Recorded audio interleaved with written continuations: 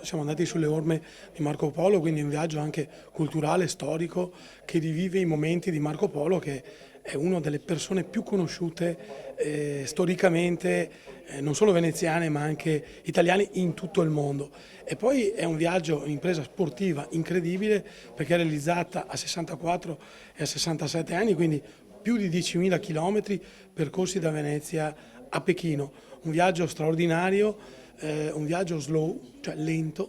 che ha permesso di assaporare e di vivere le emozioni in maniera completa dei paesaggi, delle persone, delle culture, del mangiare, delle tradizioni, delle religioni, in un puzzle incredibile che solo un viaggio del genere può offrire. Fin dalla partenza abbiamo scelto un mezzo che è in qualche modo lento come i mezzi che ha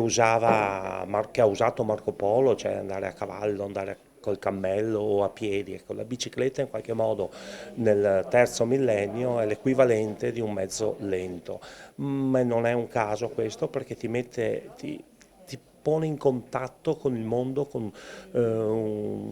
un'ottica diversa, la prospettiva della sella, cioè l'andare lenti permette appunto di conoscere il mondo in maniera più intensa, per cui in qualche modo è stato questo l'omaggio che abbiamo voluto rivolgere a Marco Polo, è stato proprio anche fin dalla scelta del mezzo, perché prendere un aereo e arrivare fino a Pechino sarebbe stato troppo facile, ma si perde tutto perché in mezzo c'è il succo del viaggio e noi questo succo del viaggio l'abbiamo sudato, perché è inutile nascondere che non è stato un viaggio semplice, anche perché appunto l'età anagrafica non è proprio così banale.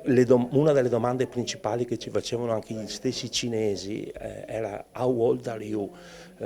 E quando dicevamo 64 io e 67 il mio compagno di viaggio, restavano a bocca aperta perché evidentemente per loro un ultra sessantenne è già un anziano, invece c'è ancora un mondo da scoprire, ma non solo diciamo a 60 anni e oltre, ma ecco, andare in bicicletta ti permette di vedere il mondo con occhi diversi ed è un consiglio che do a tutti, è quello proprio di affrontare. Non è necessario fare un viaggio così esagerato come questo, però anche conoscere il nostro Veneto, la nostra regione in bicicletta è un modo diverso che non vederla